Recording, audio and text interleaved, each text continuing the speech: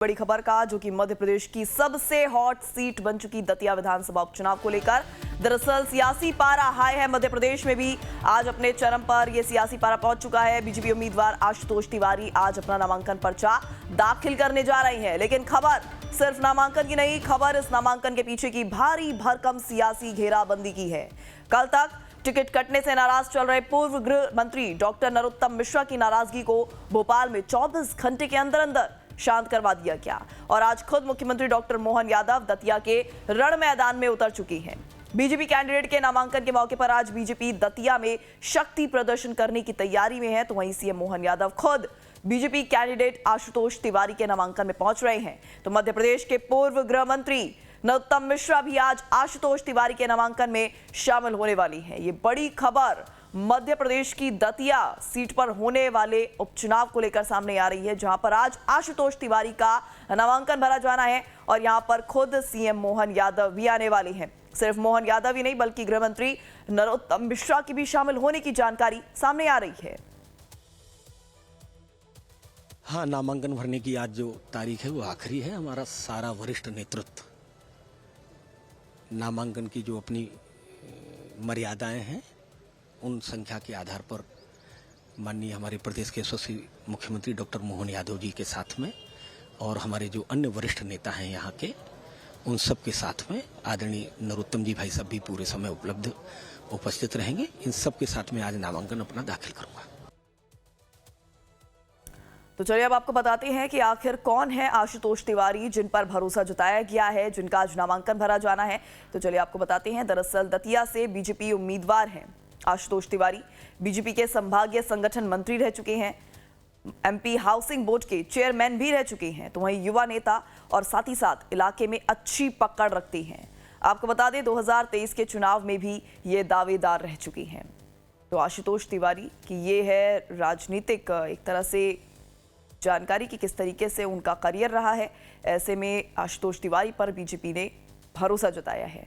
अब आपको बताते हैं कि दतिया उपचुनाव में किसका चलेगा दांव, क्या कुछ कयास लगाए जा रहे हैं। तो दरअसल आशुतोष तिवारी, घनश्याम सिंह और बीजेपी, ये जो है कि यहाँ पर सीधी सीधी टक्कर देखने को मिल रही है। दरअसल आशुतोष तिवारी जो यहाँ पर बीजेपी की तरफ से हैं और घनश्याम सिंह जो यहाँ पर कांग्रेस की तरफ है, सीधे आर पार का मुकाबला यहाँ पर बीजेपी वर्सेस कांग्रेस में देखने को मिल रहा है। अब देखने वाली बात होगी कि किसका दांव कितना सही चलेगा, क्योंकि दोनों ही काफी एक्सपीरियंस्ड हैं।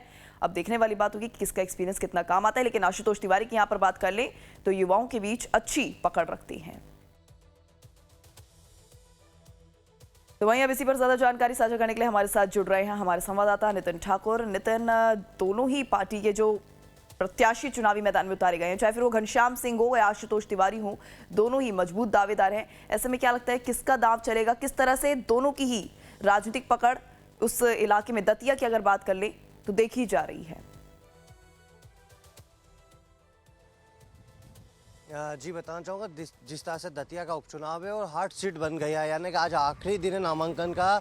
घनश्याम यादव जो कुंवर है, हमारे राजघराने से आते हैं, कांग्रेस के बड़े दिग्गज नेता बताए जाते हैं और 2 बार के पूर्व विधायक भी रह चुके हैं। और उनके सामने आशुतोष तिवारी को भारतीय जनता पार्टी ने उतारा है नरोत्तम मिश्रा का टिकट काटने के बाद से। तो जिस तरह से नरोत्तम मिश्रा के समर्थक लगातार वहाँ पर विरोध कर रहे थे, कहीं ना कहीं जो दतिया में बवाल मचा, उसके बाद से नरोत्तम मिश्रा को तो भारतीय जनता पार्टी ने 24 घंटे में शांत कर दिया। लेकिन कहीं ना कहीं जो अंदरूनी कलह बीजेपी के अंदर दिखाई दे रही है, उसका असर कहीं ना कहीं आशुतोष तिवारी को जरूर मिलता हुआ नजर आएगा। मगर फिलहाल तो आज आखिरी दिन है और दिग्गज वहाँ पर जुटते हुए दिखाई देंगे।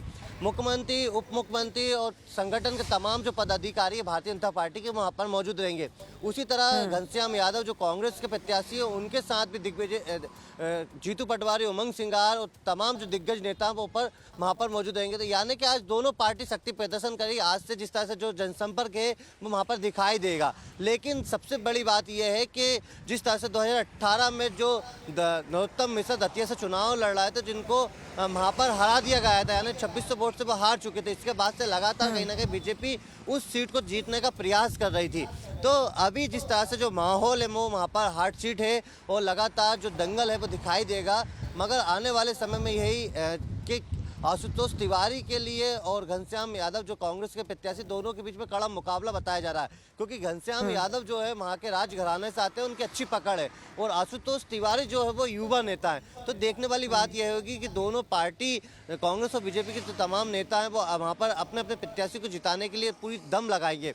मगर सबसे बड़ी बात यह है कि ये भी बता दूं कि जो कांग्रेस पार्टी है, यानी कि वो जीतने का पूरा प्रयास करेगी, वो ना रैली करती हुई नजर आएगी, ना बड़ी जनसभा करती हुई नजर आएगी। वो मोहल्लों में जाकर 1 to 1 और जो टोली होती है, टोली के साथ बैठते हुए जीतने का एक अलग प्रयास करती हुई नजर आएगी। लेकिन बीजेपी जो है एक शक्ति प्रदर्शन करती हुई दिखाई देगी वहाँ पर। चलिए ठीक है नितिन, आप बने रहिए तमाम जानकारियों के लिए हमारे साथ। तो वहीं इसी पर ज्यादा जानकारी देने के लिए दर्शकों को यह भी बता दें कि दरअसल मध्य प्रदेश की दतिया विधानसभा सीट पर होने वाले उपचुनाव को लेकर सियासी सरगर्मी तेज हो चुकी है।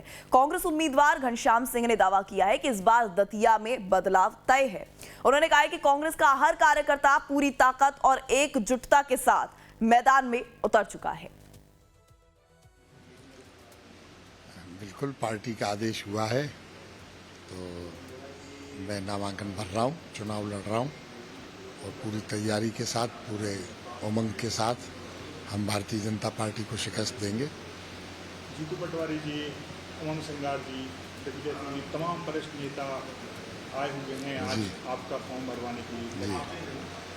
नहीं, ये तो बड़ी खुशी की बात है, और उपचुनाव है इसमें, क्योंकि सत्ताधारी दल पूरी ताकत झोंकता है और साम दाम दंड भेद इस्तेमाल करता है।